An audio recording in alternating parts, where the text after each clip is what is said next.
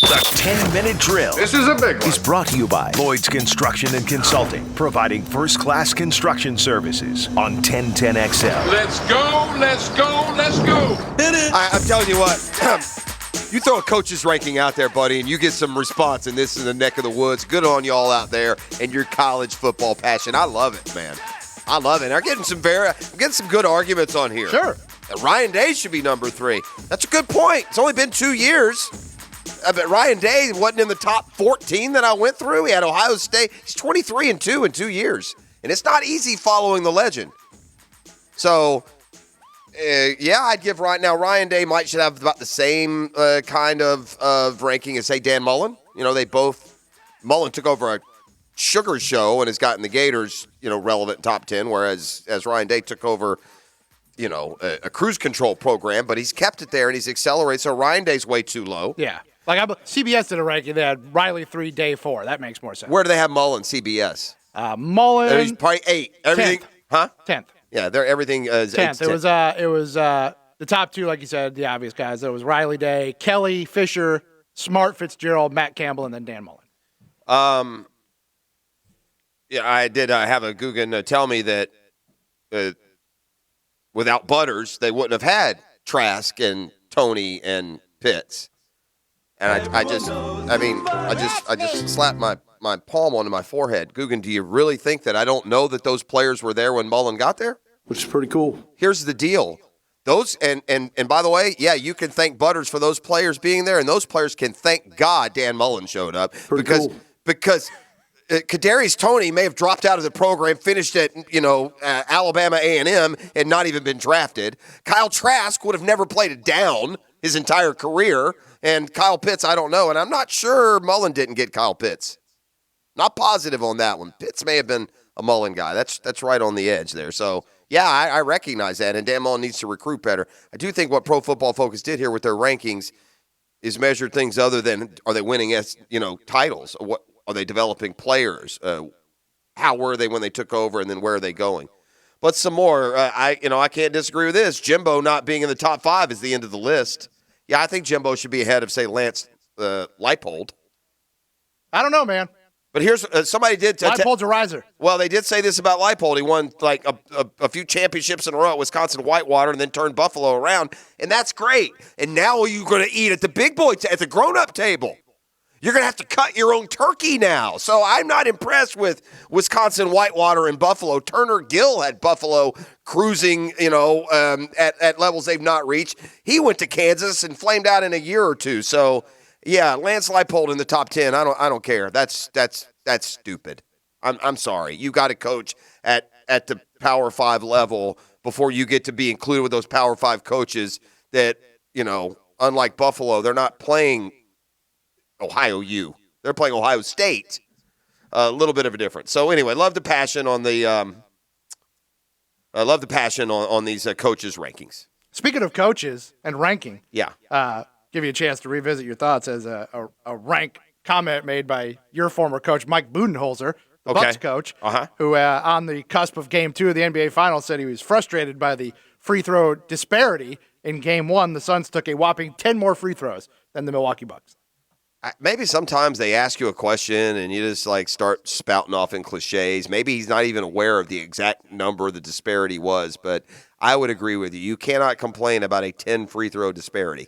That's silliness. And we looked it up earlier. A disparity is like the Hawks in Game 3 against the Knicks, where the Knicks shot 30 and Atlanta shot 8.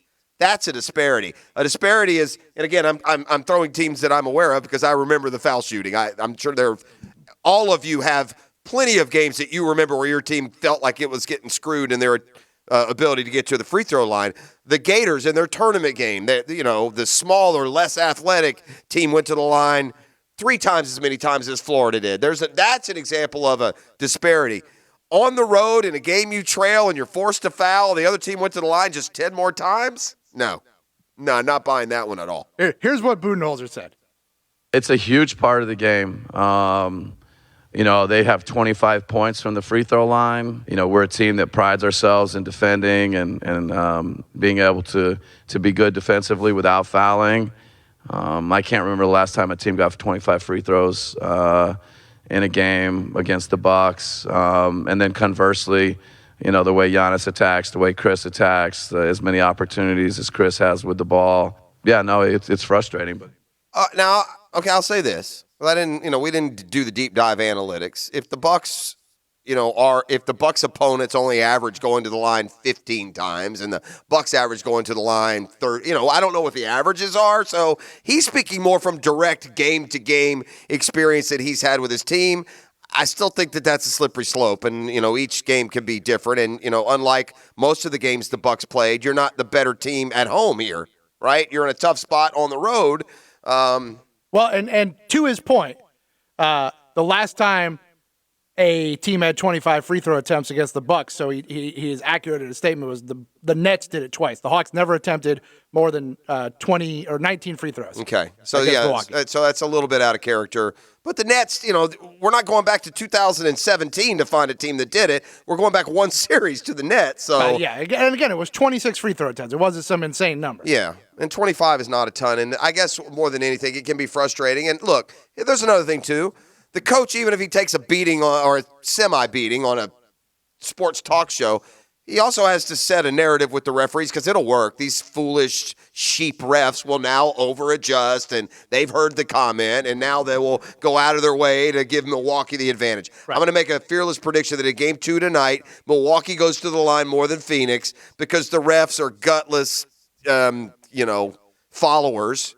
And I forever now, the NBA refs have reached a level in my evaluation that is lower than a home plate umpire. Is that enough? You think Milwaukee gets Game 2 tonight? No. I mean, it feels like, the NBA, it seems like the team always gets Game 2. But yeah, I don't think they'll get Game 2, but I also don't think that means the series isn't over till the Bucks lose a home game. They've been very good at home. But the refs, I've never in my life seen a referee injure a player. Jeff Triplett threw a flag in an offensive lineman's eye. That's the level of stupidity it takes to injure the best player in a series. And for the life of me, the fact that the Trae Young injury and the fact that a ref slid his foot under Trae Young's foot during the game, can you imagine if Tom Brady went back to pass and stepped on a referee's foot and tore his ankle and missed the playoffs? Can you imagine what it would be? I'd never seen a referee or an umpire injure a player. And they acted like it didn't happen in the Hawks series. That guy should never ref again. He should be at the ref retirement already, and he's still going. Anyway, look what you've done to me. I digress. It's what happens, man, Passion's what we call that. By the way, last night, credit where credit is due. Titletown gets another. These guys, it seems like every 3 months they got to schedule a parade in Tampa now. Oh, my gosh. I mean, anything going to the bottom of the river this time? Well, if I don't know if the Stanley Cup floats. I think it's hollow on the inside, so it may kind of float above the water if they chuck it in the river. Well, let's say this. If the Stanley Cup goes to the bottom of the river and gets stuck in the mud. It is a heavy trophy. Well, it'll be one of the cleanest places that sucker will be in the next 3 months. Correct. They treat that thing like a portalet. My goodness. I feel bad for those guys. That's why they wear the gloves. So my buddy Buffalo Tom, you know Buffalo, right? Sure. So Buffalo Tom was down in the Tampa area. He and his wife staying with a couple friend of theirs. And they're at, I don't know, this is a new one for me, but it's almost like kind of like a country, it's like a club, but for boats. In other words, I don't know if it's a yacht. What it is, it's private. It's not, you can't just go on off the street, but it's not super private. I think it's, maybe if you're docked there, I don't know what the deal is. But anyway, they're in this small, little, almost like a turn house on a golf course kind of bar. And the owner comes in and goes, I hope you don't mind, but, who's the Lightning's coach? I don't even know who the coach is. Do you know? Good question. Yeah. So he said, I hope you don't mind. The Lightning coach is coming. Now, Buffalo Tom and his buddy are big hockey fans. Sure. Well, long story short, the Lightning coach proceeds to walk in with the Stanley Cup at this little yacht bar, this little boat bar. John Cooper. What is it? John Cooper. And so John Cooper walks in, and it's good to see Cooper have some success after, not having any at Ohio State. But anyway, John Cooper, the Lightning coach, walks in with the Stanley Cup. And they got to they took pictures with him and the fact beef in the break. I can even show you the pictures if it interests you. But that's cool. I assume that it won't interest you, and I won't be showing you this. I've touched the cup once. Yeah, the point is they take that cup. It's cool, man. It was in St. Augustine last year, remember, for something. So there was some tie in. One of the players, I think, or coaches from Tampa had family in St. Augustine. So they were there with the cup. Well, I guess it'll be back here in a few weeks. I guess so. Yeah, but no, congrats, congrats to Tampa. Yeah, it's It feels weird saying it'd be great to be a Tampa fan, but that's what it's been like now for about 20 years.